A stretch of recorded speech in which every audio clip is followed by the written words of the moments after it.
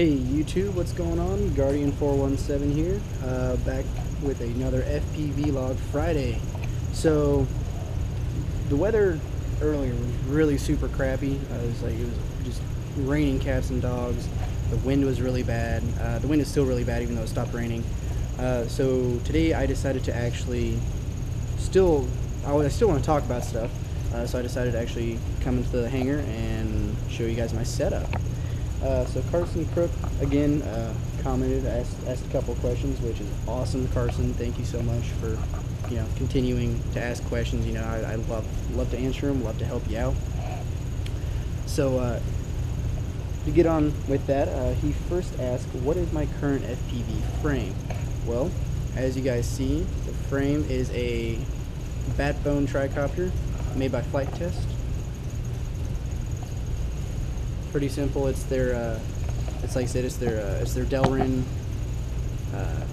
frame with Delrin landing gear, cedar booms. It has the camera plate underneath, as you guys see. Camera plate underneath. It's got a Turnigy digital servo in the back. 10-inch props all the way around. It also has, you can't see that, Turnigy D2836 950 kVs, which is why I'm swinging the bigger props, because it's a slower motor. So got 20 amp multi-star ESCs on there. I run Spectrum, as you see, my DX8. I have a KK2 flight controller. Running the whole thing. There's my GoPro case up front. And then for video in the back here, I have a ready-made RC 2-channel 800 milliwatt video transmitter with the Bluebeam Ultras. So alongside with that, like I said, I run Spectrum. So I have a DX8. I bought this like a year ago. I freaking love this thing. It's so awesome. So it's got all the bells and whistles you need. It's got plenty of switches. My only complaint is I can't get AUX 3 without having 8 channels receiver. So far I haven't been able to figure out a way to actually get past that. So it's a really nice screen. It's really nice transmitter. It is a little costly though. So if you're in it for the long haul, definitely get it. If you're in for a little fun, then I would stick with like the DX6.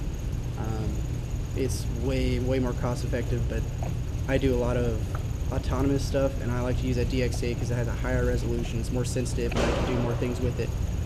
Sorry about that. I'm in the hangar, so there's some people downstairs.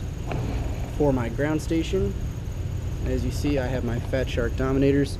I don't have them plugged in or anything, but I love these things. They're awesome. I like it because you can take this port off and you just add in a receiver, and it's all ready to go.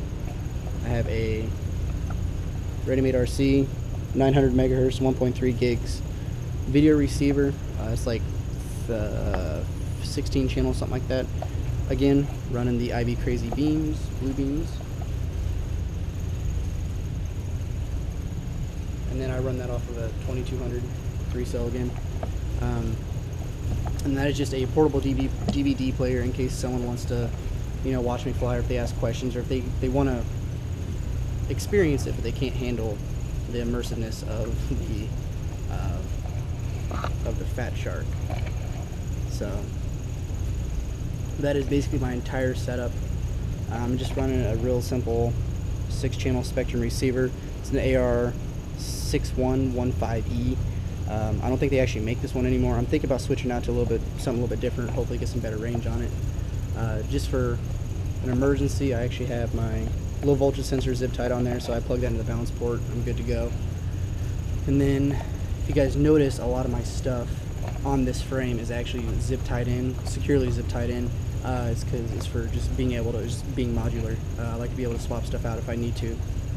Like I actually used my video system for a research project because we were having troubles getting stuff lined up, so we just threw FPV on there and actually got it working that way, so that's kind of cool.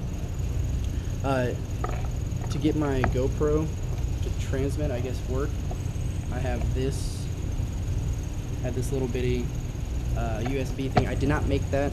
I bought it online. It's just like USB to audio out, something like that. So that's what that is. I just got it on eBay for like $4 or something, really simple. But yeah, so that is basically my setup. There you guys, you see, like I said, 10 by 4.7 props in the front, 10 by 4.5 in the back. I know I don't like them being different like that, but that's kind of what happens, unfortunately. So next, Carson asked what my favorite multi-rotor configuration is. My absolute favorite would probably be the tricopter, so I made this first, just because I like how different it is. I like how fluid it is, instead of with a quad or a hex or any sort of even number frame. It's all through the yaw is all through motor torque, and to me that gets a very stop and go feeling. It's very robotic, very there. It's locked in, very solid.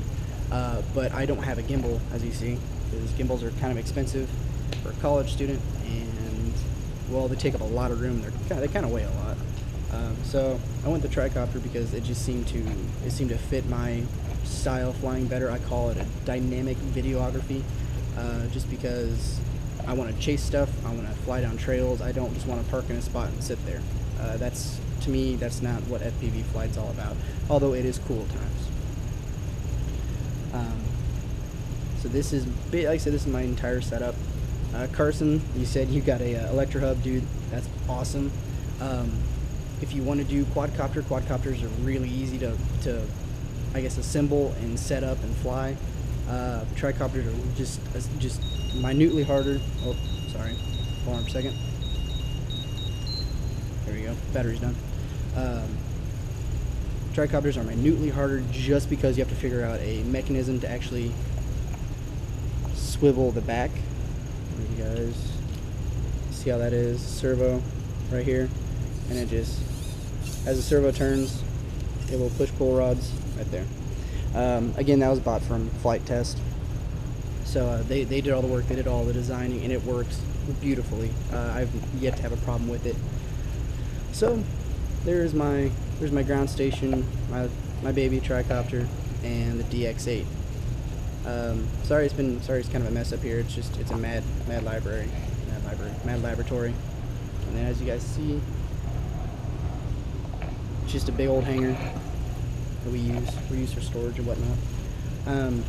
So cool thing, I actually just ordered a CC3D Open Pilot flight controller off of Hobby King. They just got them in. They just got like authorization to make them, so they just got them in like 3 days ago, and I ordered one because I figured they're gonna sell it really quick because they're only like $32, and I'm only finding them for like 50 to 80. So I bought one up really quick.